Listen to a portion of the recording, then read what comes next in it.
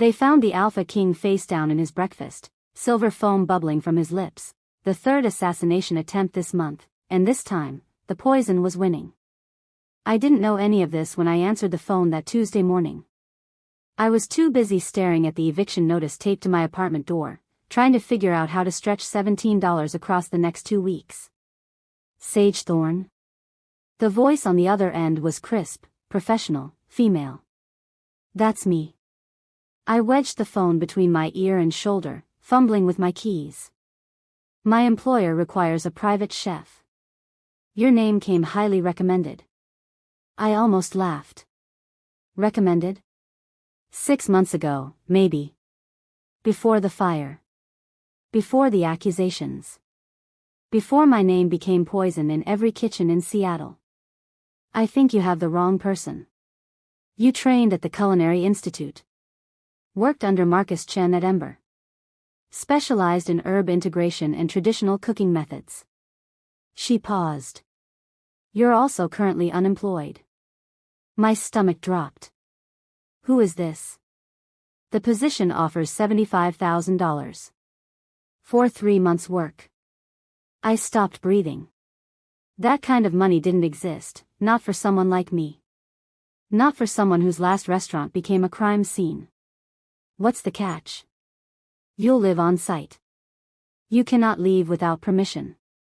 You will cook only what is requested, using ingredients we provide.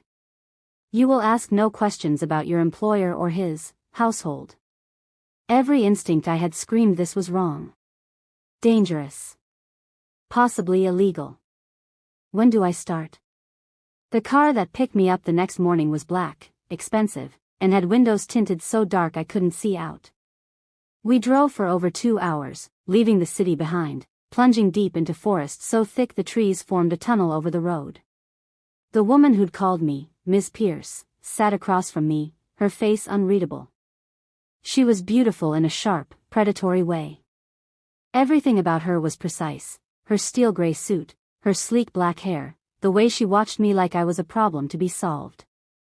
You'll address him as Your Majesty, she said. You'll keep your eyes down in the presence of other pack members. You'll never enter his chambers or the West Wing. You'll. Pack members? I interrupted. Her eyes flashed with something that might have been annoyance. Or amusement. You signed an NDA, Miss Thorne. Whatever you see, whatever you learn, it stays here. Or the consequences will be severe. You still haven't told me what's wrong with him. He's dying, she said flatly. You're going to help keep him alive. The palace, because that's what it was, an actual stone palace hidden in the mountains, rose from the forest like something from a nightmare. Gothic spires, ivy-covered walls, windows that gleamed like watching eyes. I'd expected weird. Rich people were always weird. I hadn't expected the man waiting in the entrance hall to have eyes that reflected light like an animal's. He was tall, broad-shouldered, maybe mid-30s, with dark hair and the kind of face that would have been handsome if it wasn't twisted in obvious disdain. He looked me up and down like I was something unpleasant he'd stepped in. This is the human? His voice was a growl. Sage Thorne, Miss Pierce said. The chef. She smells like grease and fear. He moved closer, and I caught a scent like pine and smoke. Are you frightened, little human? I'd grown up with 3 older brothers and a grandmother who ran her kitchen like a military operation.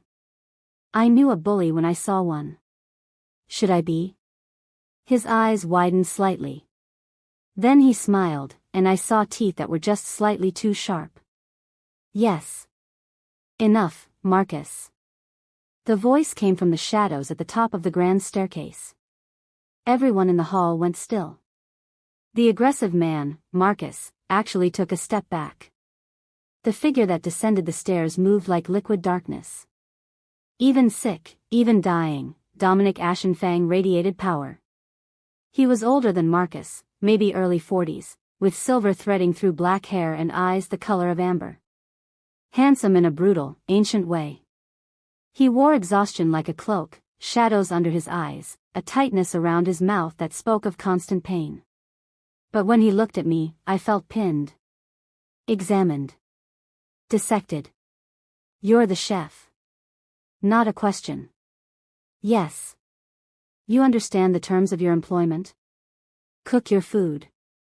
Keep my mouth shut. Don't get eaten by werewolves. I paused. That last one was implied, but I'm making it explicit. Marcus made a sound like a strangled laugh. Miss Pierce's expression didn't change, but something flickered in her eyes. Dominic's mouth twitched.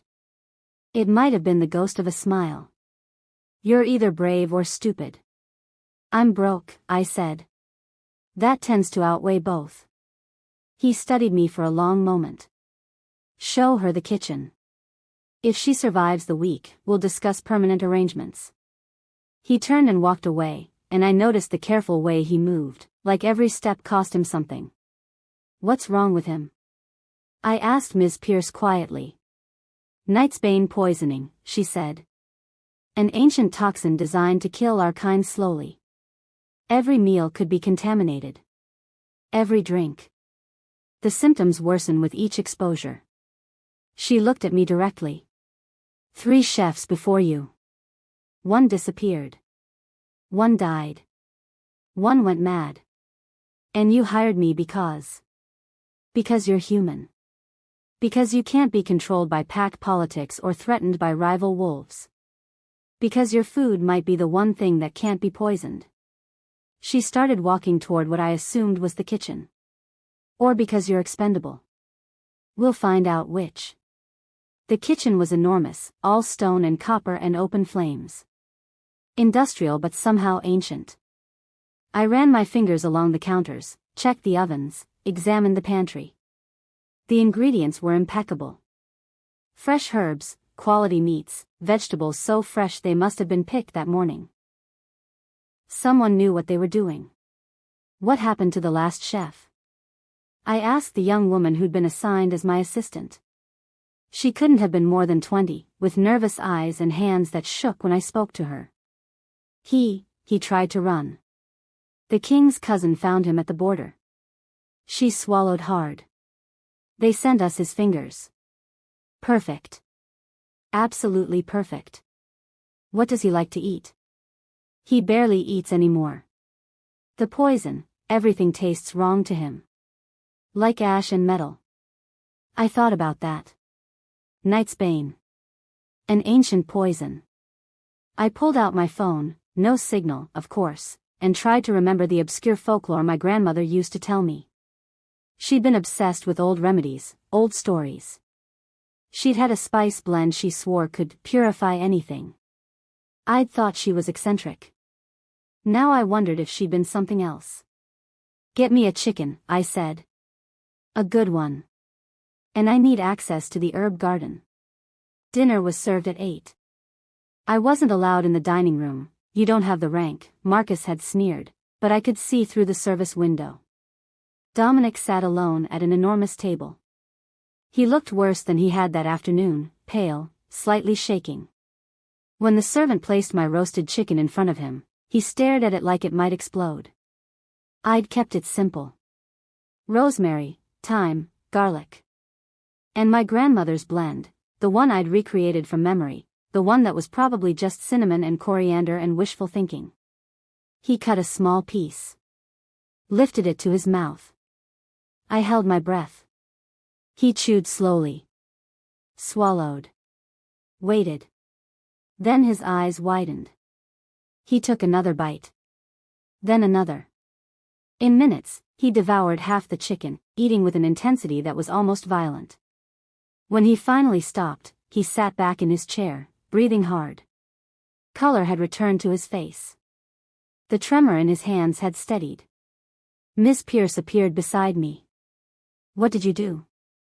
I cooked chicken. Don't play games. What was in it? Herbs. Spices. Nothing special. But that was a lie. Because as I watched Dominic Ashenfang sit straighter, breathe easier, look more alive than he had all day, I realized my grandmother's stories might not have been stories at all. And I just made myself either very valuable or very dangerous. Possibly both. Wanting to see what would happen next, subscribe to this channel to get to listen to more of our upcoming exciting stories. Click on the subscribe button now. Thank you. Chapter 2.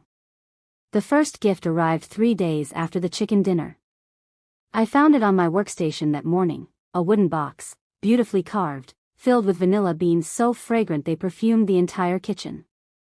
No note. No explanation. Admirer? My assistant, Clara, peered over my shoulder, curious despite her usual nervousness. More like someone who wants something.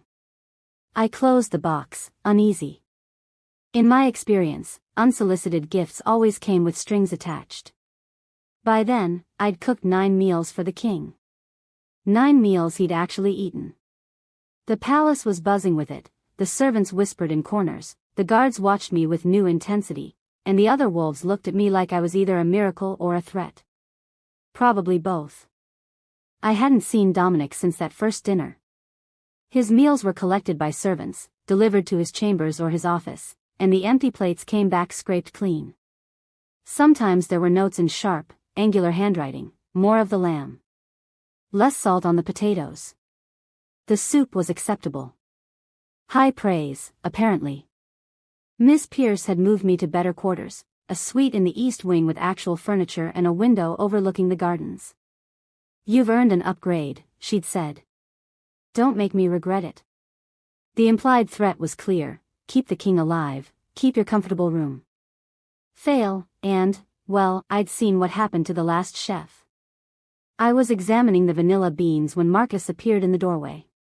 He'd been avoiding me since that first day, which suited me fine. The man radiated hostility like heat from a stove. "The king wants to see you." His tone suggested this was somehow my fault. When? Now. Dominic's office was all dark wood and leather, walls lined with books in languages I didn't recognize. He sat behind a massive desk, working through papers with the focused intensity of a man trying to ignore his own body's betrayal. He looked better than he had a week ago. The shadows under his eyes had lightened, the tightness around his mouth had eased. But I could see the way he held himself, the careful way he moved. Something hurt. Something always hurt. "Sit." He didn't look up. I sat in the chair across from him, watching as he signed something with a flourish, set it aside, and finally met my eyes. "You've been here a week. 6 days, technically. And in 6 days, you've accomplished what 3 healers and 2 specialists could not." He leaned back in his chair, studying me with those unsettling amber eyes. "Explain how." "I cook your food." "Don't be flippant." "What's in the food?" I thought about lying.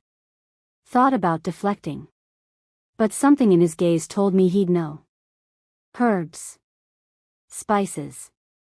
A blend my grandmother taught me." "Your grandmother?" His voice was flat. A human woman had the cure for nightsbane poisoning in her spice cabinet, and no one thought to mention this before? She didn't call it that. She said it was for purification. For keeping darkness at bay. I shrugged, trying to appear casual despite my racing heart. I thought she was being poetic. "What's in the blend?" "I don't know all of it." She never wrote it down. "I've been working from memory." He stood abruptly, moved to the window. In the afternoon light, I could see the scars, a network of silvered lines across his neck, disappearing under his collar. Old wounds, badly healed. "You're telling me my life depends on your childhood memories." "Apparently." He turned, and there was something dangerous in his expression. "If you're lying to me, if this is some elaborate scheme." "Then what? You'll kill me? Add me to the pile of dead chefs?" I stood too, anger flaring. "I didn't ask for this. I didn't ask to be kidnapped and brought to a werewolf palace and told to cook for a dying king. I'm doing my best with what I have." "Your best," he said softly, "is the only thing keeping me alive. Which makes you either the most valuable person in this palace or the most dangerous." "I vote valuable. Better benefits." This time, I definitely saw him almost smile. You're dismissed. Continue with the current meal plan. And Sage, he waited until I reached the door. Thank you.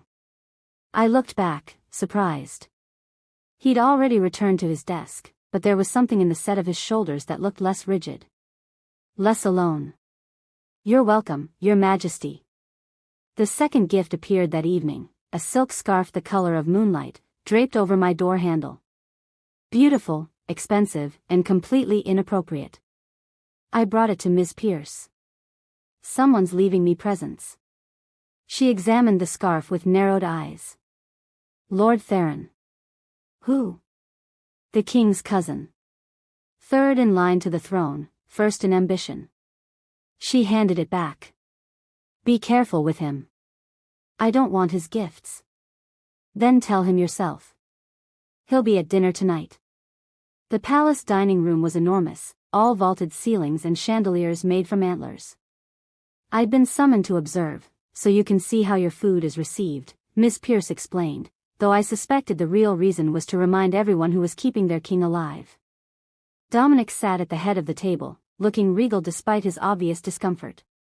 Around him sat his inner circle, Marcus, still scowling, Miss Pierce, cool and watchful, and a man I didn't recognize. Lord Theron was beautiful in the way poisonous things often are. Golden-haired, elegant, with a smile that probably made people trust him right up until he destroyed them. When he saw me, his smile widened. Ah, the miracle worker. Please, sit. He gestured to an empty chair near him. I'm just observing. Nonsense. You're part of this court now, whether you like it or not. He leaned closer, voice dropping to a conspiratorial whisper. Tell me, what's your secret? How does a human girl succeed where our best healers failed? Good ingredients. Better technique. He laughed, warm and charming and completely false. Modest too. I like that. He reached into his jacket, produced a small box. A token of appreciation. Saffron, from my personal collection. The finest in the realm. I didn't take it. I can't accept that. Why not? I'm simply showing gratitude for saving my cousin's life. Third in line, I said quietly. That's what Miss Pierce told me. Which means if he dies, you're that much closer to the throne. The warmth vanished from Theron's eyes, replaced by something cold and calculating. Careful, little human. Accusations like that can be dangerous. So can poisoned kings. Enough. Dominic's voice cut through the tension. He was watching us, his expression unreadable. Theron, leave her alone. Sage, sit down before Marcus has an aneurysm. I sat, acutely aware of every eye on me. The meal began, my food, my recipes, and I watched as Dominic ate slowly, deliberately, while the others made polite conversation around him. Everything was fine until the third course. I knew something was wrong the moment the servant brought out the fish. The smell was off, subtle, but wrong. I started to stand, to object, but Dominic had already taken a bite. His face went gray. Sire, Miss Pierce was moving before I could react. Dominic pushed back from the table, one hand pressed to his stomach. Sweat beaded on his forehead. What? He didn't finish the sentence before his knees buckled. Marcus caught him, lowering him to the floor as chaos erupted around us. I shoved through the crowd, dropped to my knees beside them. What did you feed him? Marcus snarled at me. That wasn't my fish. I didn't prepare that course. I looked up at Miss Pierce. Where did it come from? The regular kitchen. We ran out of your special stock. Then someone's been sabotaging my supplies. I turned to Dominic, who was struggling to breathe, his skin taking on an ashen tint. How much did you eat? One bite, he managed. That's all it takes now. He's been healing, which means his tolerance is lower. The night's bane hits harder. I looked around wildly. I need my spices. Now. There's no time to cook. I don't need to cook. Just bring me the blend. The one in the silver tin. Clara sprinted from the room. The seconds stretched like hours. Dominic's breathing grew more labored, his body starting to convulse. I grabbed his hand without thinking, felt the burning heat of his skin. Stay with me, I said. Don't you dare die before I figure out what I'm doing. His eyes found mine, pain-glazed but aware. Bossy, for a human. You have no idea. Clara burst back through the doors, the tin clutched in her hands. I grabbed it, opened it, and without thinking, without planning, I dumped a spoonful directly into my palm and pressed it against Dominic's lips. Eat it. Just trust me. He did, though his face contorted at the taste, raw spices, bitter and strong. I gave him another dose, then another, watching his face, praying to every god I didn't believe in that this would work. Slowly, impossibly, the gray tint faded from his skin. His breathing eased. The convulsions stopped. He lay on the floor, gasping, alive. That, Marcus said shakily, was too close. I sat back on my heels, my hands shaking now that the crisis had passed. Dominic pushed himself upright, waving off the hands trying to help him. Everyone out, he said. His voice was rough but strong. Except Sage. They left, though Marcus looked like he wanted to argue. When the door closed behind them, Dominic turned to me. Someone tried to kill me. Again. Yes. Using my own palace kitchen. Yes. And you saved my life by shoving spices in my mouth. Technically, yes. He was quiet for a long moment. Then, show me what's in the tin. We ended up in my quarters because the kitchen was being torn apart by guards searching for evidence of tampering. I spread the contents of the tin on my table, dried leaves, ground roots, flower petals that shimmered faintly in the lamplight. Dominic examined each one, occasionally lifting them to his nose, his expression growing more troubled. Some of these I recognize. Rosemary. Sage, ironically. But this, he held up a petal that seemed to capture the light. What is this? I don't know. My grandmother called it moonflower. She grew it in her garden. Moonveil, he breathed. This is moonveil. Is that significant? He looked at me like I'd grown a second head. Moonveil is extinct. It was hunted to extinction 3 centuries ago because it was the only thing that could hurt us. A werewolf exposed to concentrated moonveil becomes mortal, can be killed by normal means. Which also means it can counteract our poisons. He set the petal down carefully. Where did your grandmother get it? I told you. She grew it. That's impossible. Well, clearly it's not, because you're holding it. He stood, began pacing. I was starting to recognize it as his thinking behavior. If word gets out that you have moonveil, that you know how to cultivate it, every pack in the realm will either try to recruit you or kill you. Why? Because you could tip the balance of power. You could make any wolf vulnerable. You could, he stopped. Your grandmother. What was her name? Rose Thorn. Why? His face went very still. Thorn. Like the witch clan. My grandmother wasn't a witch. She was a chef. The Thorn witches were hunted down 200 years ago. They were legendary, used herbs and plants as weapons against supernatural creatures. The survivors went into hiding, supposedly died out. He looked at me. But if your grandmother was growing moonveil, then she wasn't just a chef, I finished, my voice hollow. I thought about the way she'd always been secretive about her garden. The way she'd made me memorize recipes but never write them down. The way she'd looked at me the last time I saw her, already sick with the cancer that would kill her, and said, "Some things are in the blood, Sage. Some things you can't run from." I'd thought she meant talent. Family legacy. Now I wondered if she'd meant something else entirely. I need to see her recipe book, I said. The one I brought with me. It's in my bag. I pulled out the battered journal, its leather cover worn soft with age and use. I'd flipped through it 100 times, knew every recipe by heart. But now I looked at it differently, searching for what I'd missed. And there, in the back, I found it, a page that had been glued to the cover, nearly invisible. I worked my fingernail under the edge, peeled it free. The handwriting was my grandmother's, but the language was something else. Not English. Not anything I recognized. Symbols and diagrams covered the page, and at the bottom, in English, for my granddaughter, when she needs it. You are more than you know. They are more than they seem. Trust only the moon and your own blood. What does it say?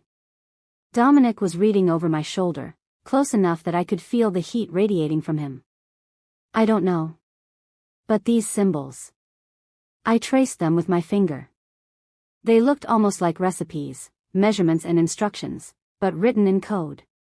This one, Dominic said, pointing. That's Old Tongue. Werewolf language.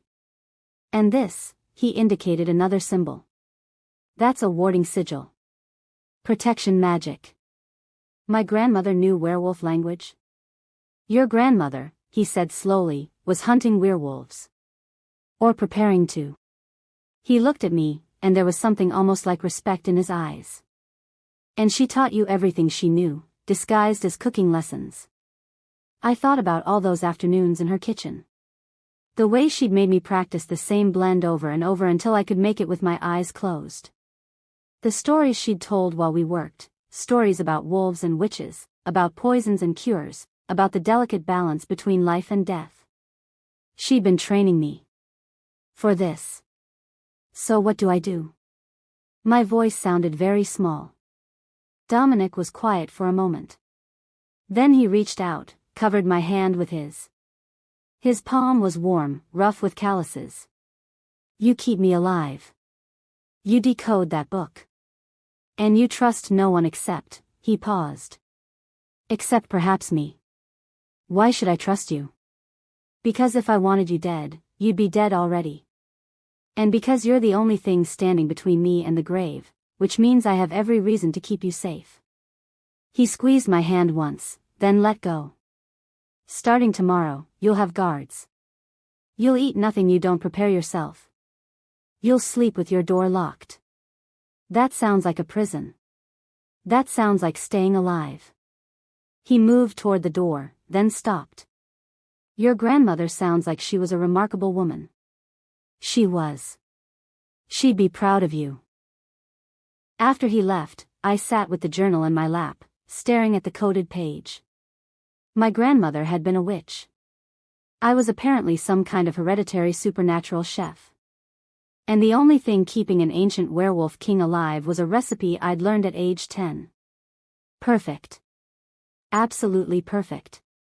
I was still sitting there when something slipped under my door, a piece of paper, folded once. I opened it. Your supplies aren't spoiling by accident. Someone wants the king dead. Someone in this palace. Be careful who you trust. Even those who seem to protect you may have other motives. A friend. I looked at the vanilla beans, the silk scarf, the other small gifts that had accumulated over the past few days. Thought about Theron's charming smile and convenient warnings. Then I thought about Dominic's hand over mine, warm and solid.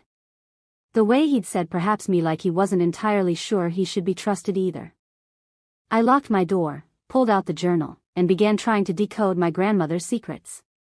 Because if there was one thing I'd learned in the past week, it was this: in a palace full of werewolves, the most dangerous thing you could be was useful. And I'd just become indispensable. Wanting to see what would happen next, subscribe to this channel to get to listen to more of our upcoming exciting stories. Click on the subscribe button now. Thank you. Chapter 3. I was 3 hours into decoding my grandmother's journal when my door burst open. No knock. No warning. Just Dominic Ashenfang filling the doorway, his eyes blazing with something between fury and fear. Give me the letter. I looked up from the coded page, my pulse jumping. What letter? Don't play games with me. He crossed the room in 3 strides, moved around my desk to see what I'd been working on. The note. The one that was slipped under your door. Where is it? For a moment, I considered lying. Then I remembered the way he'd caught me when I'd stumbled in the kitchen yesterday, the gentleness in his hands despite his obvious pain. The way he'd said trust me like he actually meant it. I pulled the folded paper from between the journal's pages and handed it over. He read it, his jaw tightening with each word. When he finished, he crumpled it in his fist. Do you know who wrote this? It says, a friend. You don't have friends here. You have people who want to use you. He threw the paper into the fireplace, watched it curl and blacken. That note is bait. Someone wants you paranoid, suspicious. Wants to isolate you from anyone who might actually protect you. Like you? He turned, and something in his expression made me wish I'd kept my mouth shut. Yes. Like me. Why would anyone need to isolate me from you? You've been avoiding me since the dinner. I've been investigating who tampered with your supplies. I've been interrogating servants. He stopped, rubbed a hand over his face. He looked exhausted, the gray tint creeping back into his skin.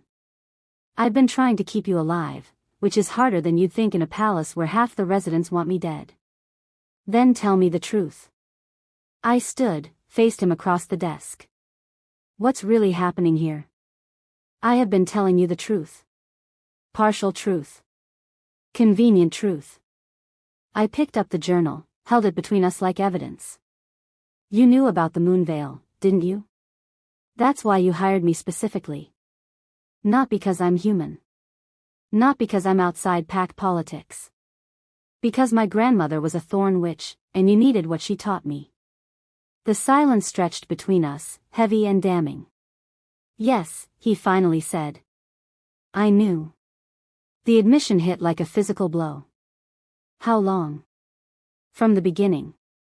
We've been tracking the Thorn bloodline for decades.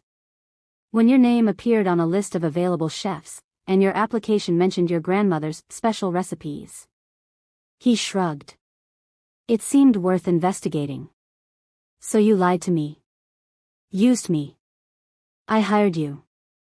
I'm paying you a fortune. To be your unwitting magical life support. My voice rose despite my attempt to stay calm. Did it ever occur to you to just ask? To tell me what you needed instead of manipulating me into? Into what? Saving my life? His voice was cold now, distant.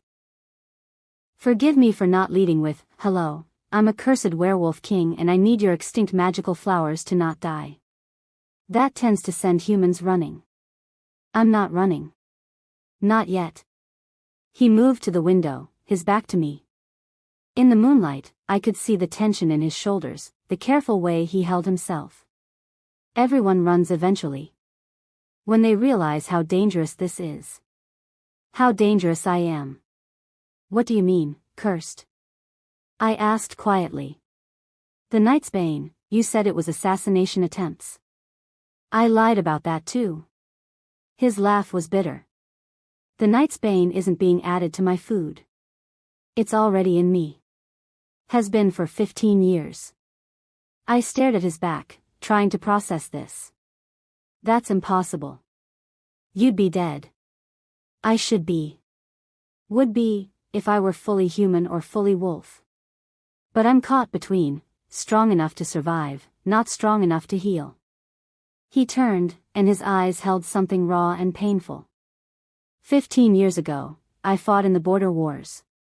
Led my pack against the Shadow Court. We won, but their queen cursed me before she died. Slow poison, she called it. Revenge from beyond the grave. Why didn't you tell me this before? Because the moment I admit I'm cursed and not just poisoned, my enemies will know I'm vulnerable in ways that can't be fixed by better security or food tasters. They'll know I'm dying not from external threats but from something inside me. Something that makes me weak. You're not weak, I said before I could stop myself. He looked at me sharply. I collapsed at a diplomatic dinner. I can barely make it through the day without your food keeping me upright. I'm weak, Sage.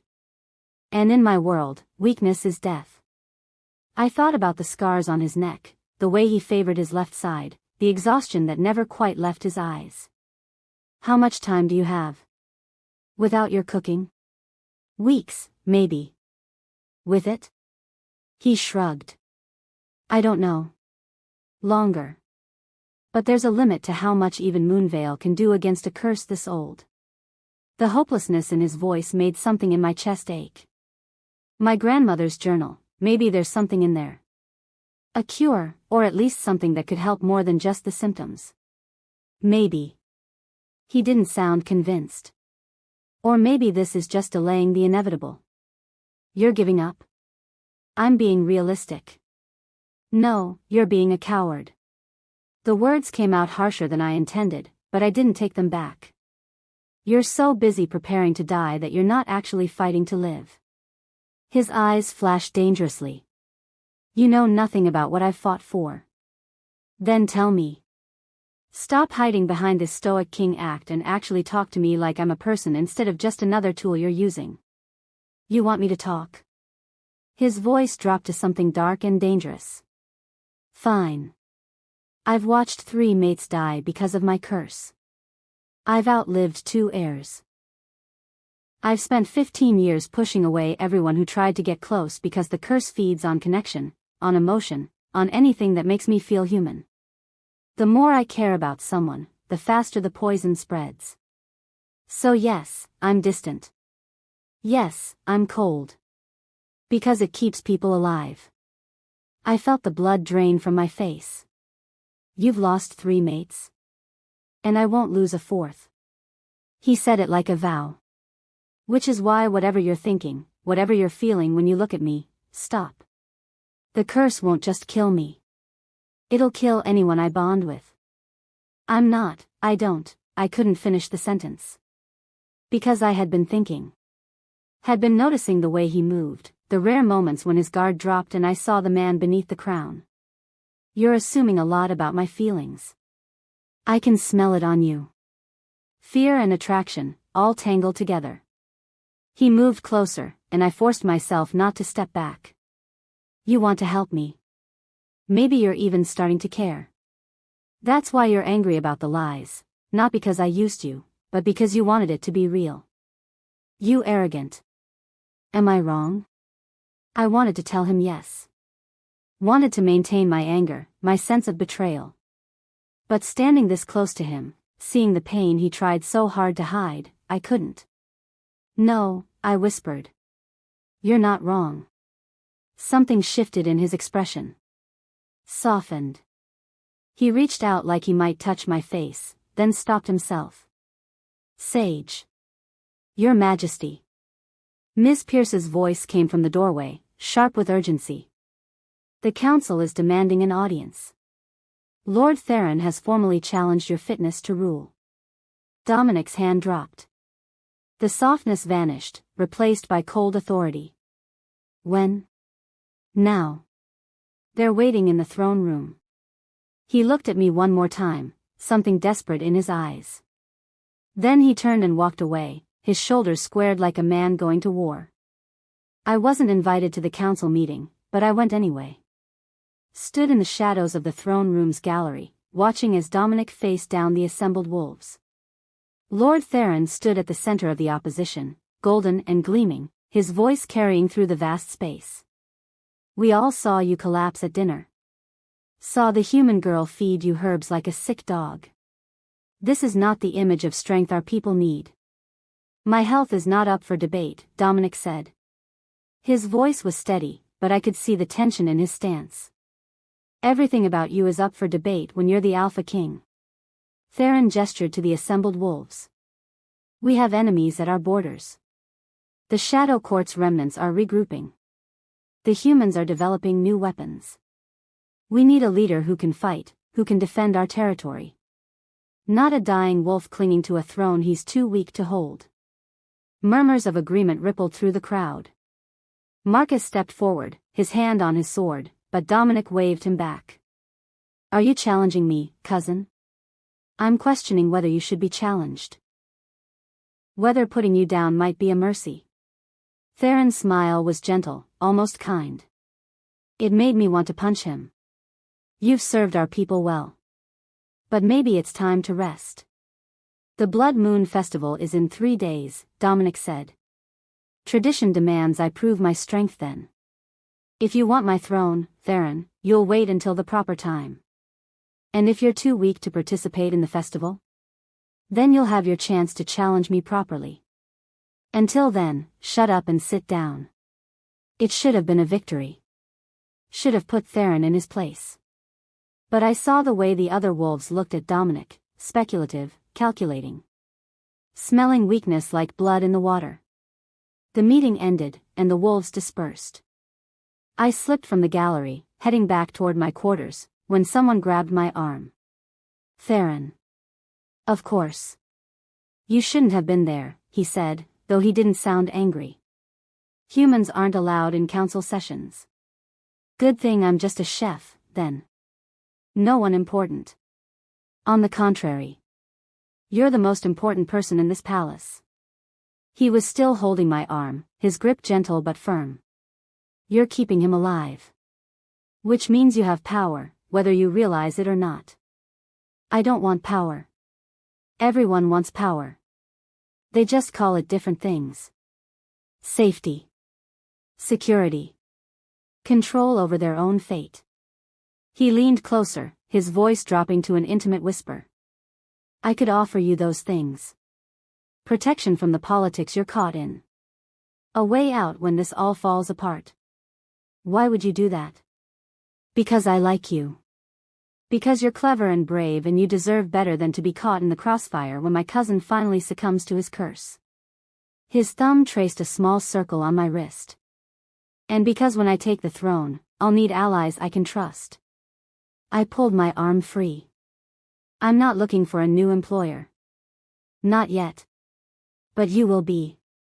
He smiled, sad and knowing. 3 days, Sage. If Dominic can't prove his strength at the Blood Moon Festival, the council will force him to step down.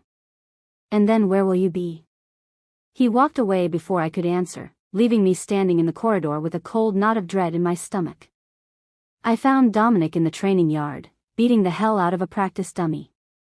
He was shirtless, sweat gleaming on his skin, and even from a distance I could see the network of scars covering his torso. Old wounds, badly healed. Evidence of a life spent fighting. He was also breathing too hard, his movements slower than they should be. The curse was taking its toll. You're going to hurt yourself, I called out. He spun, sword raised, then lowered it when he recognized me. Go away, Sage. Not until you stop trying to prove you're invincible by beating up an inanimate object. I'm training for the festival. You're pushing yourself too hard. You can barely. I stopped as he swayed, caught himself on the dummy's post. Dominic. I'm fine. You're collapsing. I hurried forward, tried to take his arm, but he jerked away. Don't touch me. Why not? Because, his voice broke. And then, impossibly, his body began to change. I'd heard about werewolf shifting. The stories made it sound graceful, controlled. This was neither. Dominic's bones cracked and reformed, his face elongating into something between man and wolf. His hands became claws, his eyes blazing amber. But it was incomplete, painful, a partial shift that left him caught between forms, trembling with the effort of holding himself together. Get away. The words were growled, barely human. But I didn't run. Couldn't run. Because I saw the pain in his eyes, the fear that he was losing control, becoming the monster he'd spent 15 years trying to contain. I stepped closer instead. Sage, no. I reached up and touched his face.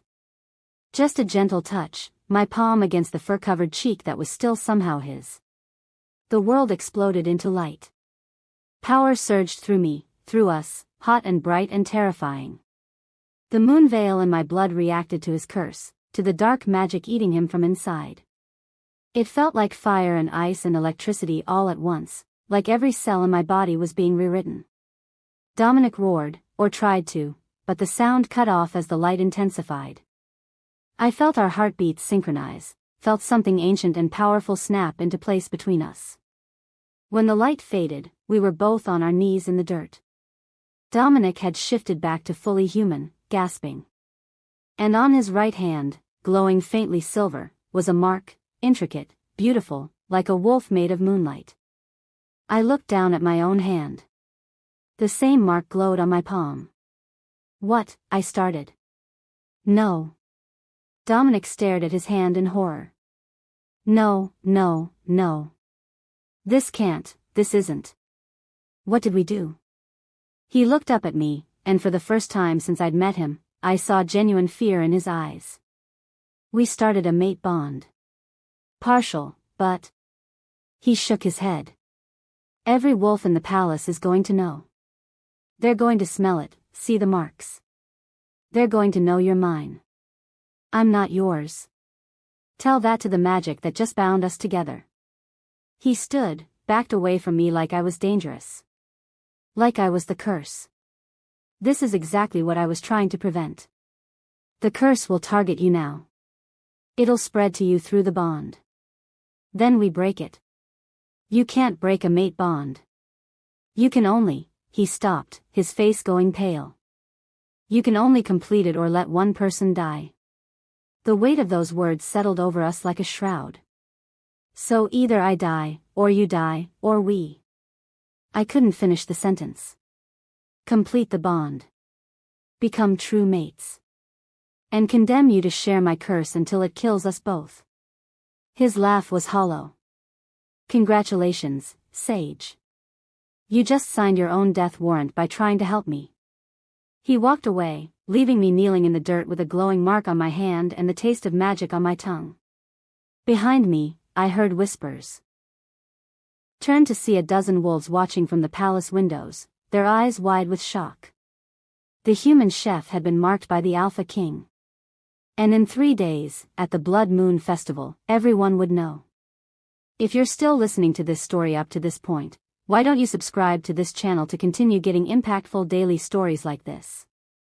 We would be most grateful if you can do that to help boost this video to reach everyone. Thank you. Chapter 4. I didn't sleep that night. How could I? Every time I closed my eyes, I felt the phantom burn of the mate bonds settling into place, saw the silver mark glowing on my palm. Heard Dominic's voice saying you just signed your own death warrant. By dawn, the entire palace knew. I could see it in the way servants averted their eyes when I passed. In the whispers that followed me through the corridors.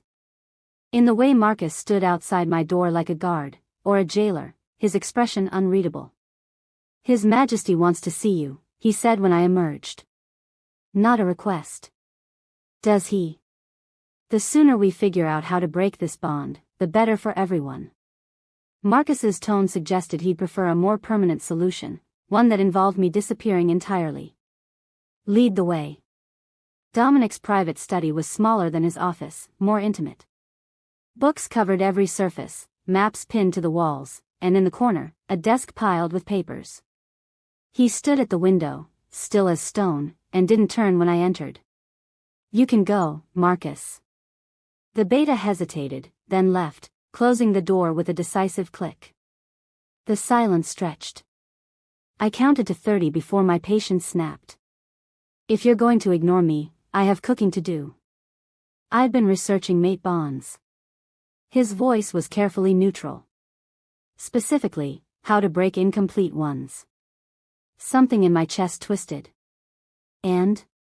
The process is complicated. Dangerous. It requires a blood ritual, significant magic, and perfect timing during a lunar eclipse. He finally turned, and I saw the shadows under his eyes had deepened. He hadn't slept either. The next eclipse is in 6 months. 6 months. I looked down at the mark on my hand, still faintly luminous in the morning light.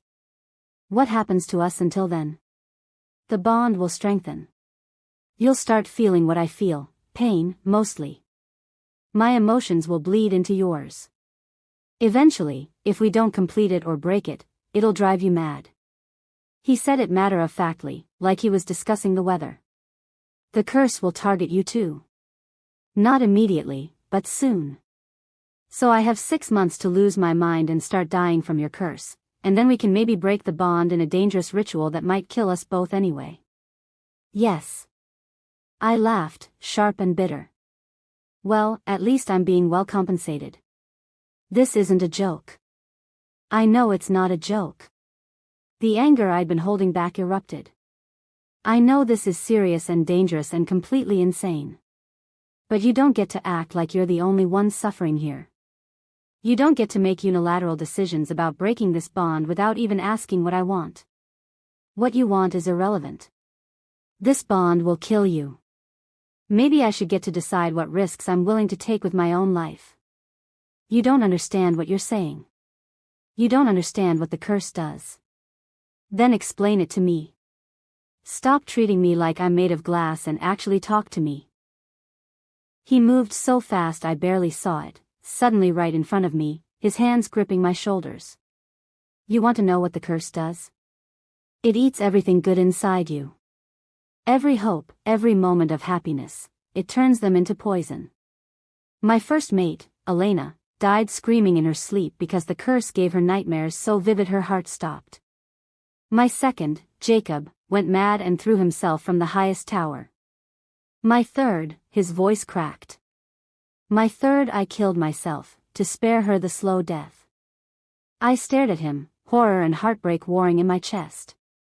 Dominic. So no, Sage, I don't care what you want. I don't care if you think you're brave enough or strong enough or special enough to survive this.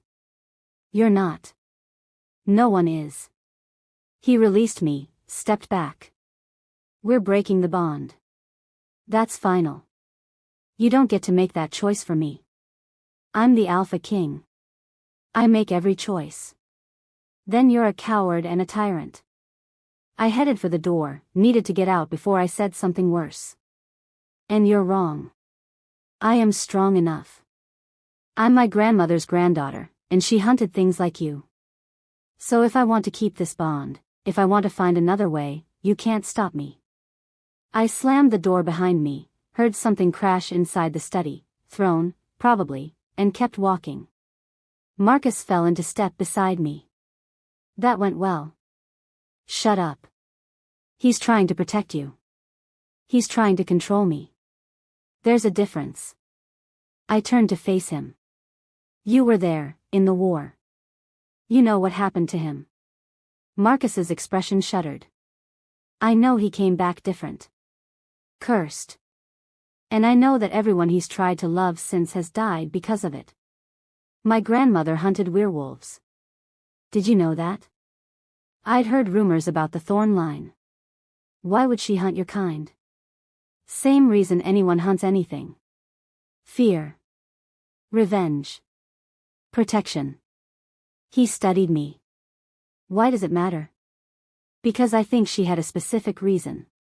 And I think Dominic knows what it was. I spent the day in the kitchen, cooking with an intensity that bordered on violence. Kneading bread like I was trying to kill it, chopping vegetables with more force than necessary. Clara stayed out of my way, wise girl. The mark on my hand throbbed in time with my heartbeat. And underneath my anger, I felt something else, an echo of pain that wasn't mine. Dominic's pain, filtering through the bond. I tried to ignore it. Failed. By evening, I'd prepared 3 days' worth of meals, all infused with as much moonveil as I could safely incorporate. If we were stuck with this bond for 6 months, I'd be damned if I let him deteriorate further. That's when the lights went out. Not gradually. All at once, plunging the kitchen into darkness. Clara screamed. I grabbed a knife purely on instinct, my pulse racing. Clara, get behind me. Something hit me from behind. Hard. The world tilted, and then there was cloth over my face, sweet-smelling and cloying. Chloroform, some distant part of my brain recognized. I tried to fight, but my limbs were already going numb. The last thing I heard before darkness took me was a familiar, honeyed voice, sleep, little chef. We have so much to discuss. I woke in a room I didn't recognize. Stone walls, no windows, a single door bound with iron. A oil lamp provided weak, flickering light. My head pounded, and my mouth tasted like chemicals. And sitting across from me, looking perfectly composed, was Lord Theron. Finally. I was beginning to worry I'd miscalculated the dosage. He smiled, warm and friendly, like we were old acquaintances catching up. How are you feeling? I lunged for him. The chains caught me mid-leap, yanking me back. I looked down in shock, I hadn't even noticed them. Silver manacles around my wrists, attached to bolts in the wall. Silver burns werewolves, Theron explained conversationally. It won't hurt you quite as badly, but given your recent entanglement, I thought it best to be cautious. Let me go. I will. Soon. But first, we need to talk. He leaned forward, elbows on his knees. You've been marked by my cousin. Do you know what that means? It means I'm going to kill you when I get out of here. It means you're trapped in a bond that will slowly destroy you. The mate bond to an alpha is overwhelming under the best circumstances. To a cursed, dying alpha? He shook his head, almost sympathetic. You'll be lucky to last a year. What do you want? To help you. At my incredulous look, he laughed. I know. The villain rarely admits he's helping. But consider this, I've been slowly poisoning Dominic for years. Just trace amounts of Night's Bane, added to his food supply. Subtle. Patient. Waiting for him to weaken enough that I could challenge him legitimately. My blood ran cold. You've been killing him, yes. Slowly. Carefully. And then you arrived with your moon veil and your grandmother's recipes, and suddenly my timeline was disrupted. He started healing. Started fighting back. Theron's smile hardened. That's unacceptable. So you're going to kill me? God, no. You're far too valuable. He produced a small vial from his pocket, held it up to the light. Dark liquid swirled inside. This is a bond-breaking potion. Crude, dangerous, but effective. Take it, and the mate bond will shatter. You'll be free. You can take the gold I'll give you and disappear. Start over somewhere Dominic's curse can't reach you. And if I refuse? Then you'll watch me kill him at the Blood Moon Festival. It's in 2 days, Sage. He can barely stand without your food keeping him upright. Even with the mate bond giving him strength, he won't survive a challenge from me. Theron leaned closer. Or you can take the potion, break the bond, and leave. He might still lose, but at least you won't have to watch. At least you'll be safe. Why are you doing this? Why not just kill him outright? Because I'm not a monster. I'm a pragmatist. He set the vial on the table between us. The pack needs a strong leader. Dominic was strong once, but the curse has eaten him hollow. Better a quick death in honorable combat than the slow rot he's suffering now. That's not your choice to make. It became my choice the moment he became too weak to lead. Theron stood, moved to the door. You have until dawn to decide. Take the potion and leave, or refuse and watch him die. Either way, this ends at the Blood Moon Festival. Wait. My voice stopped him at the threshold. You said he was cursed 15 years ago. In the border wars. Yes. What happened in those wars? Theron studied me for a long moment. You really don't know, do you? Your grandmother never told you. Told me what? Why she hunted werewolves. Why she spent her life developing poisons and wards. He smiled, and it was terrible. Your mother died in the border wars, Sage. Killed when Dominic's unit attacked a human settlement they believed was harboring enemy forces. Your mother was in the wrong place at the wrong time. And Dominic Ashenfang, the man whose mark you bear, was the one who gave the order to attack. The words hit like physical blows. That can't be. Ask him. When you see him again, if you see him again, ask him about the Thornwood Settlement massacre.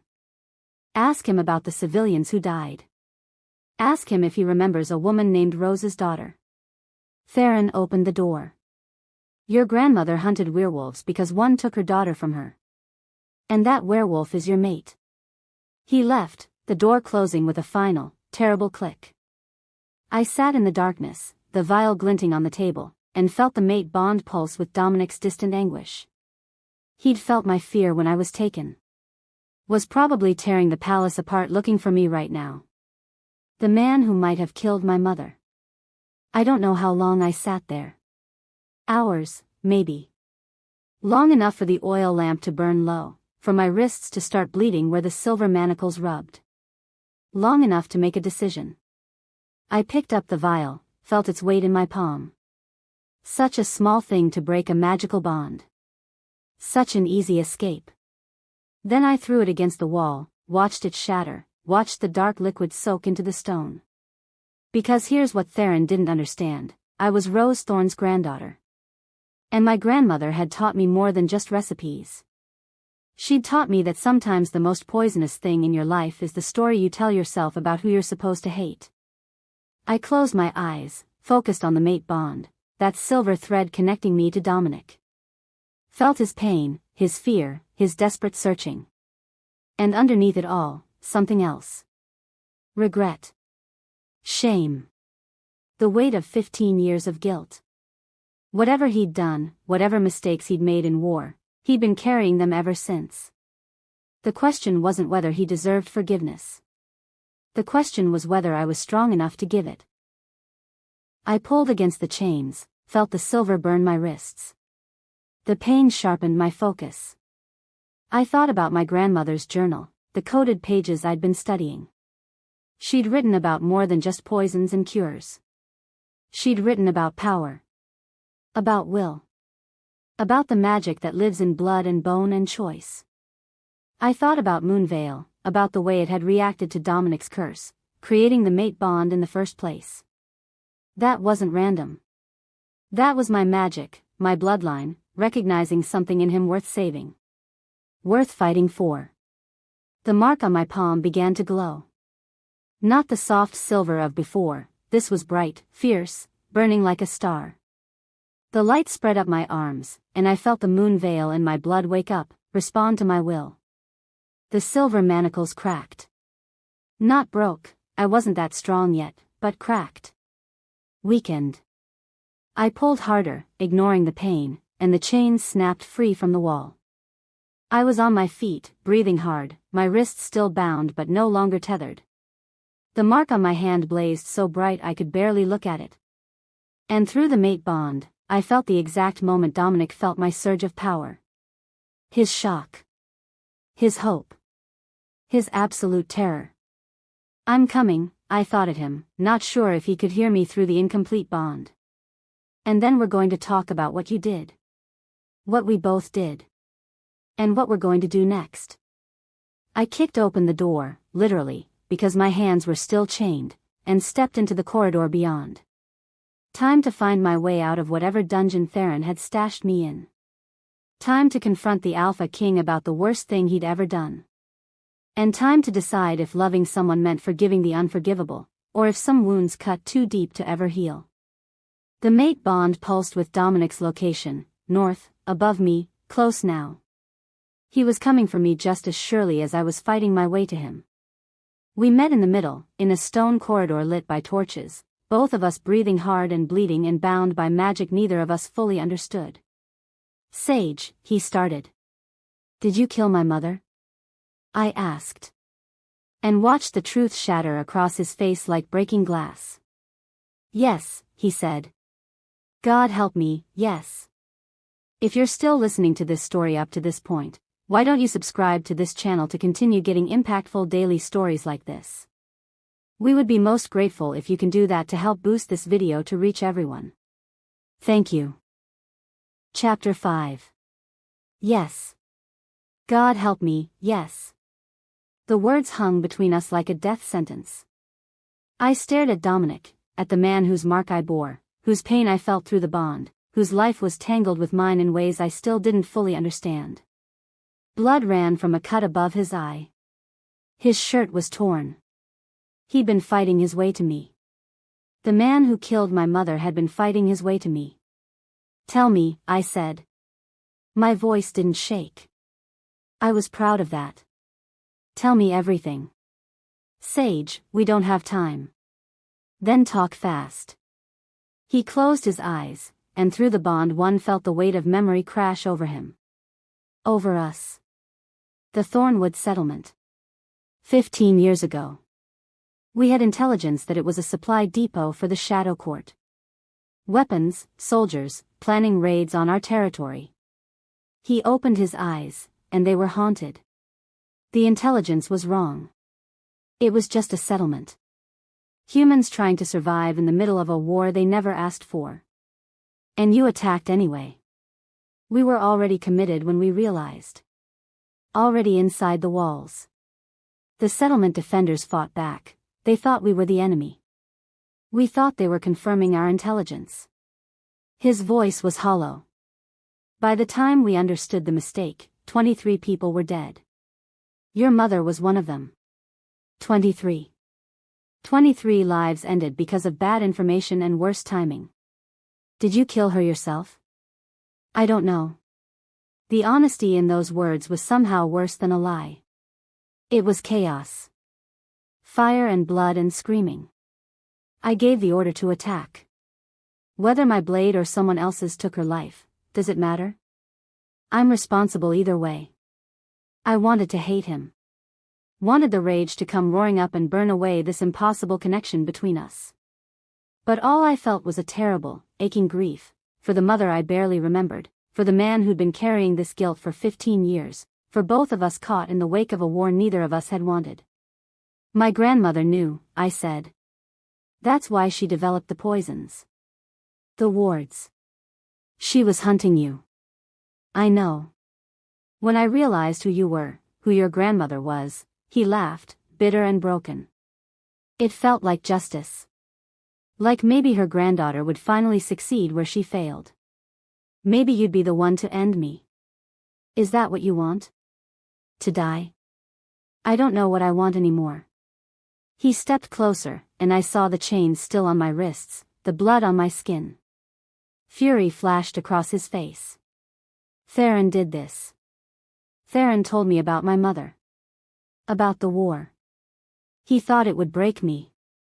I held up my wrists. These won't come off without a key or a locksmith. But we have bigger problems. The Blood Moon Festival is tomorrow night, and he's planning to kill you. Let him try. Dominic, listen to me. He's been poisoning you for years. He's working with a rival pack. And he knows you're too weak to win a challenge. I grabbed his arm, felt the mate bond pulse between us. You're going to lose. Unless. Unless what? I thought about the vial I'd shattered. About the choice Theron thought I'd make. About my grandmother's journal and the pages I'd decoded late at night, learning about bonds and magic and the power that lived in blood. The mate bond is incomplete, I said. It's making us both vulnerable. But if we complete it, if we choose it freely, it might give you enough strength to fight. He went very still. You can't choose this. Not after what I've told you. Not after. Who says I can't? I met his eyes. You killed my mother in a war 15 years ago.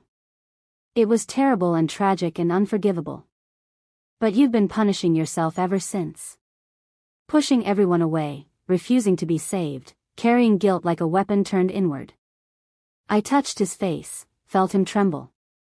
My grandmother spent her life hunting werewolves because she couldn't let go of her grief. I won't make the same mistake. Sage. I'm not saying I forgive you. I don't know if I can. But I know that you've been dying slowly for 15 years because you thought you deserved it. And I know that Theron is going to take everything from you tomorrow if we don't stop him. I pulled him closer until our foreheads touched. So we're going to complete this bond. We're going to face him together. And then, after, we'll figure out what forgiveness looks like. Completing the bond won't break the curse. It'll just tie you to it more permanently. Then we'll deal with that too. I smiled, surprised to find I meant it.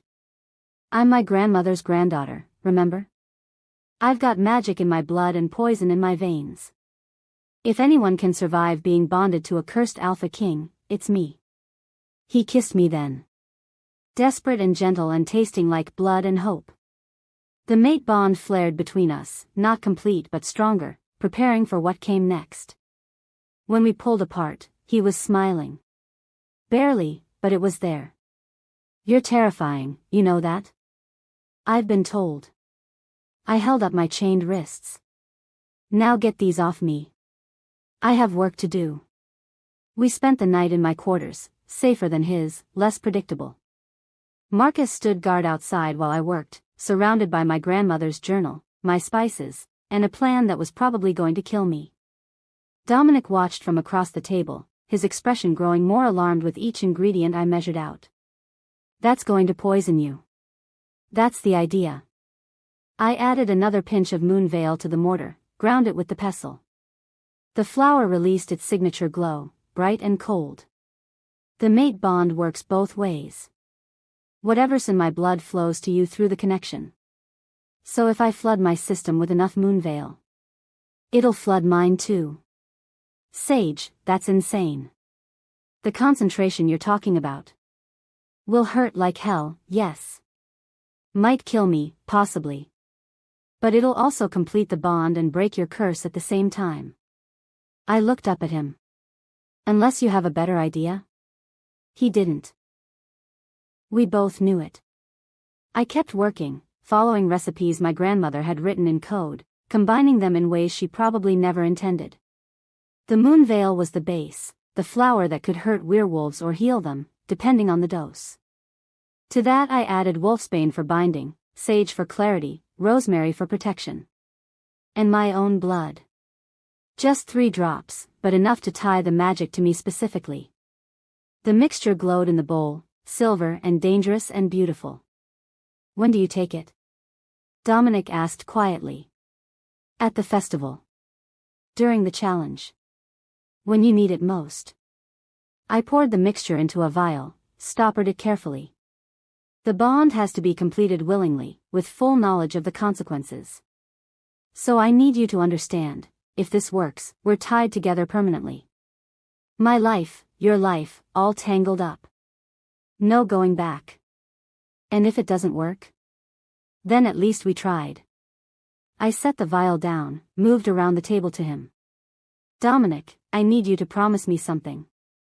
Anything. If this kills me, if the moon veil is too much and I don't survive, you don't blame yourself. You don't add me to the list of people you've lost. You keep living. I touched his face, felt the rough stubble under my fingers. Promise me. I can't. Promise me. He pulled me close, buried his face in my hair. Through the bond one felt his terror, his love, his absolute certainty that he was going to lose me like he'd lost everyone else. I promise, he whispered. But only if you promise to survive. Deal. The blood moon rose over the palace like a wound in the sky. The entire pack had gathered in the ceremonial grounds, a circular arena of packed earth, ringed with torches, open to the sky. Traditional challenges happened here, where blood could soak into the ground and the moon could witness. I stood in the crowd, the vial hidden in my sleeve, and watched Dominic enter the arena. He looked better than he had in weeks. The meals I prepared had done their work, building his strength back incrementally. But better wasn't the same as whole. I could see the careful way he moved, the tightness around his eyes. Theron entered from the opposite side, golden and gleaming, confident. The crowd cheered for him, not all, but enough. Enough to show that Dominic's support was fracturing. The challenge master, an ancient female wolf with silver in her hair, stepped into the center. Lord Theron has issued a formal challenge to Alpha King Dominic Ashenfang, claiming the king is unfit to rule due to weakness and illness. The challenge will be decided by combat. The winner takes the throne. The loser. She didn't finish. Everyone knew what happened to losers. Do you accept this challenge? She asked Dominic. I do. Then let the blood moon bear witness. Begin. They circled each other, and for a moment it looked like a fair fight. Then Theron moved, impossibly fast, and his claws raked across Dominic's chest. First blood. The crowd roared. Dominic retaliated, but slower than he should have been. Theron danced away, smiling. You're weak, cousin, Theron called out. Even your little human's cooking can't hide it. How long until the curse takes you? Days? Hours? Long enough to kill you. They clashed again, and this time I saw the truth. Dominic was fighting at half strength, maybe less. Every movement cost him. Every block came a second too slow. Theron was going to win. That's when Marcus appeared beside me. He can't hold out much longer. I know. If you're going to do something, do it now. I looked at him sharply. How did you? I've been his beta for 20 years. You think I don't recognize desperate planning when I see it? He nodded toward the arena. Whatever you're about to do, make it count. I pulled out the vial, felt its weight in my palm. In the arena, Theron had Dominic pinned, his claws at Dominic's throat. Yield, he commanded. Yield and I'll make it quick. Never. Then die slowly. Theron's smile was terrible. And know that I'll take everything. Your throne, your territory, your precious human mate. She's not his to take, I called out, stepping into the arena. Every head turned. The challenge master moved to stop me. Humans weren't allowed in the circle, but Dominic's voice cut through the chaos. She bears my mark. She has a right to be here. The crowd muttered, confused. Wolves in the front rows leaned forward, scenting the air, their eyes widening as they caught the truth. The human is marked, someone whispered. The Alpha King has chosen a human mate. Theron's face went pale. That's impossible. The mate bond would kill her. Not if I complete it first. I uncorked the vial, held it up so everyone could see the glowing silver liquid inside. This is Moonveil. The flower that was supposed to be extinct. The flower my grandmother cultivated for decades, preparing for this moment. The flower that's been keeping your king alive. Sage, don't. Dominic tried to get up, but Theron's claws pressed deeper. He's been poisoning you, I continued, looking at the assembled wolves. Lord Theron. Your own cousin. For years, he's been adding Nightsbane to your food supply, waiting for you to weaken enough to challenge. He didn't count on me arriving with the one thing that could counteract his poison. Lies, Theron spat. The human is lying. Am I? I smiled, and it felt dangerous. Then why have you been so interested in my supplies? Why did you kidnap me yesterday? Why did you offer me gold to break the mate bond and leave? The crowd's muttering grew louder. Several wolves, Dominic's loyalists, started moving toward the arena's edge. It doesn't matter, Theron said. He's already lost. One more second and his throat is open. I drank the Moonveil. All of it. The entire vial in 3 burning swallows. The world exploded into silver fire. I felt the Moonveil hit my system like liquid lightning, burning through my veins, rewriting my blood. It was agony, every cell screaming as the magic flooded through me. Too much, too fast, too concentrated. But through the mate bond, I felt it flow into Dominic too. Felt his curse recoil as the Moonveil crashed into it like a wave against rocks. Felt the ancient poison that had been killing him for 15 years meet its match. The bond snapped fully into place, no longer incomplete, no longer uncertain. Complete. Permanent. Forever. Silver light exploded from both of us, so bright the crowd shielded their eyes. When it faded, Dominic was standing, Theron's claws no longer at his throat. And the mark on our hands blazed like stars. Impossible, Theron breathed. Dominic smiled, and it was terrible and beautiful. Nothing's impossible when you have the right mate. The fight lasted 30 seconds.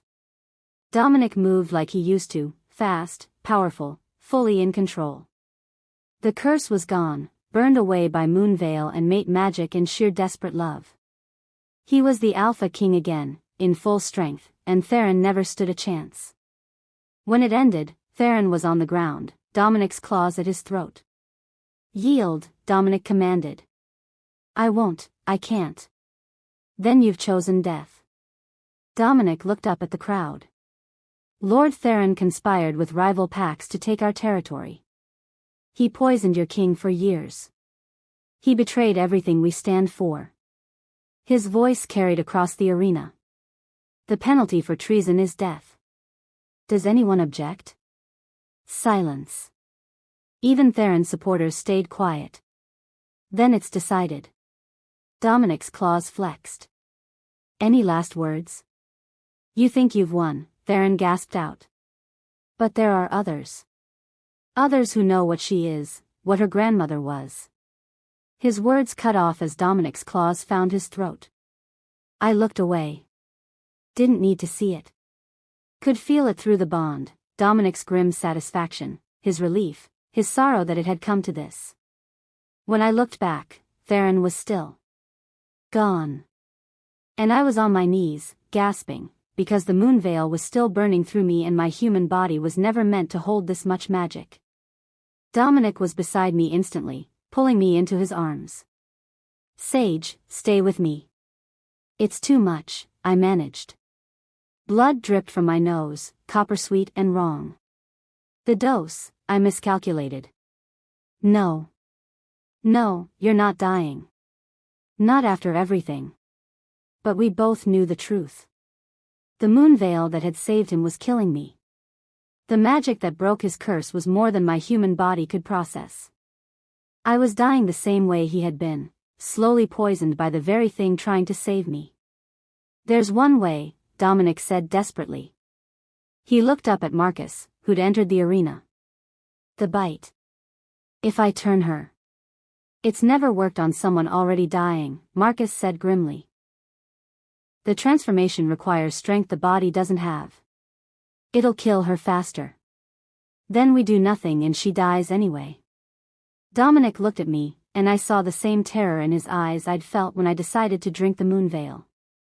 Sage, I need your permission. The bite, it's permanent. If it works, you'll be one of us. Wolf, not human. You'll live for centuries, fight our battles, face our enemies. And if it doesn't work, it'll hurt a lot and then I'll die.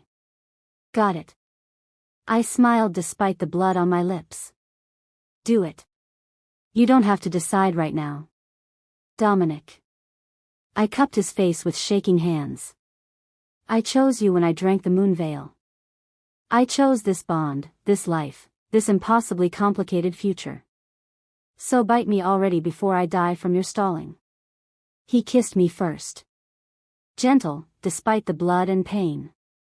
Then he pulled back, and his eyes flashed amber. This is going to hurt.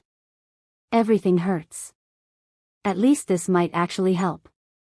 His teeth found my throat, and the world went white with pain.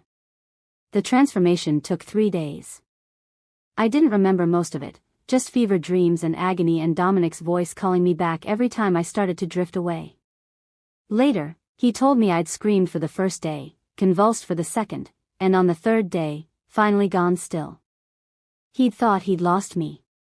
Had been preparing to dig my grave when I'd opened my eyes, golden now, not human brown, and asked what I'd missed. When I finally woke fully, actually coherent, the first thing I noticed was how different everything felt. Sharper. Stronger. I could hear conversations 3 rooms away. Could smell the herbs in the kitchen from my bedroom. Could feel the mate bond like a living thing between Dominic and me, strong and permanent and right. The second thing I noticed was that I was starving. That's normal, Dominic said, watching me devour my 4th plate of food. New wolves need to eat constantly while their body adjusts. Good thing I know how to cook. I looked down at my hands, still my hands, but stronger, with nails that were almost claws. Did it work? Am I really? Try shifting. How? Think about the wolf inside you. She's been there all along, you just couldn't hear her before. I closed my eyes, reached for that part of myself that felt new and wild and free. Felt my body begin to change, bones reforming, muscles reshaping. It should have hurt, but it didn't. It felt natural, like stretching after a long sleep. When I opened my eyes, the world looked different. Smelled different. And Dominic was grinning at me like I'd just performed a miracle. Look at you, he said softly. My Luna. The first human-turned wolf in a century. I tried to respond, but it came out as a happy yip. He laughed, the sound rich and free, and shifted too, a massive black wolf with amber eyes. We spent the rest of the morning running through the forest, learning my new body, glorying in the speed and strength and sheer freedom of it. When we finally shifted back, collapsing in a clearing, I was breathless and happy and more alive than I'd felt in years. So, I said. I'm a werewolf now. You are. Bonded to the Alpha King. Permanently. With my grandmother's magic in my blood and a whole palace full of wolves who probably don't know what to make of me. They're terrified of you, actually. Dominic pulled me close, kissed my forehead. A human who became a wolf, who carries the magic of an extinct flower, who broke a 15-year curse. You're either going to be the greatest Luna they've ever had or you're going to accidentally conquer the realm. Possibly both. I just wanted to cook. You still can. That's the best part. He stood, offered me his hand. Come on. Let's go home. 6 months later, I stood in my kitchen, the most protected room in the palace, guarded and warded and absolutely off limits to anyone I didn't personally invite, teaching a class of young wolves how to cook with intention. The ingredients matter, I explained, demonstrating the proper way to grind moonveil. But your intent matters more. Every dish you make carries a piece of your magic, whether you're aware of it or not. So cook with purpose. Cook with love. And never, ever cook angry unless you want to give someone food poisoning. The young wolves, there were 6 of them, ages ranging from 15 to 20, watched with rapt attention. I'd become something of a legend in the past months. The human-turned wolf who'd saved the king. The Luna with magic in her blood. It was terrifying and exhilarating and nothing like what I'd imagined when I'd first arrived at the palace. Luna? One of the students, a shy girl named Petra, raised her hand. Is it true you keep the moonveil flowers in a secret garden? It's true. They're too dangerous to grow anywhere public. But maybe when you're all more experienced, I'll show you. And is it true you're writing your grandmother's recipes down? Creating a real cookbook? I smiled, touched the leather journal on the counter. I am. Every recipe, decoded and translated. So her knowledge doesn't die with me. That's amazing, Petra breathed. My grandmother was just a normal chef. No chef is normal, I said. We all carry magic in our own way. Some of us just hide it better. The class continued, comfortable and easy, and I was demonstrating the proper temperature for brewing healing tea when I felt Dominic through the bond. He was watching from the doorway, that rare smile on his face, contentment radiating through our connection. I looked up, caught his eye, and smiled back. Class dismissed, I announced. Practice at home, and we'll review your attempts next week. The students filed out, chattering excitedly, and Dominic entered the kitchen properly. You're a natural teacher. I'm a natural show-off. There's a difference. I started cleaning up, and he helped, moving around the kitchen with the ease of someone who'd learned where everything belonged. How was the council meeting? Tedious. 3 hours of arguing about border patrols and trade agreements. He caught my hand, pulled me close. I kept thinking about sneaking out and coming here instead. The Alpha King, sneaking out of council meetings. Scandalous. I'm a changed man. You've corrupted me. Good. He kissed me, and through the bond one felt his love, steady and sure and permanent. Felt my own love rise to meet it, two flames becoming one. When we pulled apart, I noticed something on the windowsill, a single flower, pale and glowing. Moonveil.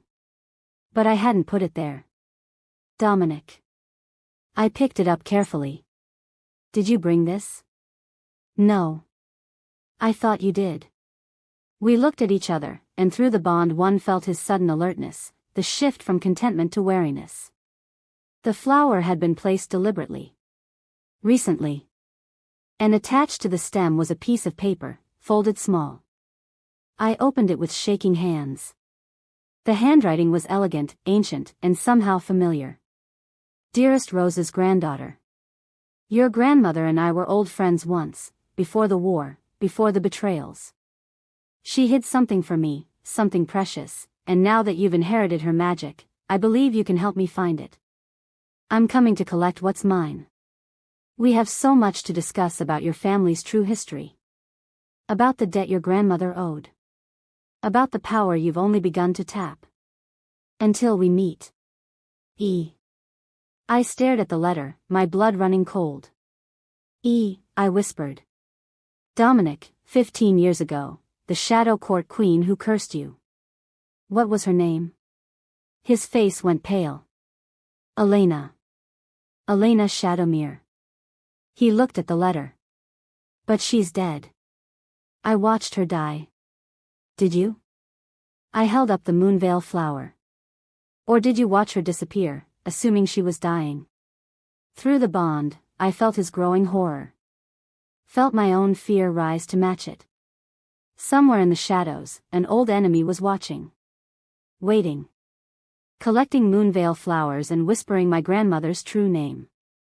And I had the terrible feeling that everything we'd survived, the curse, the betrayal, the transformation, had just been the beginning. Thank you for watching this video. Subscribe, like and share this video to continue listening to this type of story daily and also, to appreciate this community too. I would like to hear your wonderful opinion about this story. Please comment below.